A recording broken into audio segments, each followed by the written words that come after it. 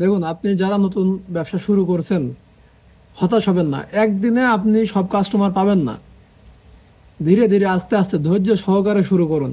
5 থেকে 10 জনের কাছে পৌঁছান, তাদের সাথে কানেকশন দেন, যোগাযোগ করেন, গ্রুপিং বানান, আপনার মাল আপনি তাদের দেখান, সাপ্লাই দেন, এবং দেখবেন যে আস্তে আস্তে হবে সব কিছু।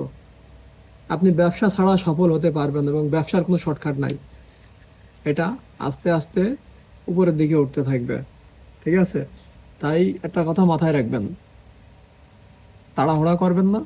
এবং গ্রুপে অনেকে অনেক অনেক বেশি কথা বলেন। কখনো কি দেখেছেন যে বেশি কথা বলার জন্য কাউকে নোবেল পাইতে? কিংবা কম কথা বলার জন্য কেউ জেলে গেছে? যায়নি তো।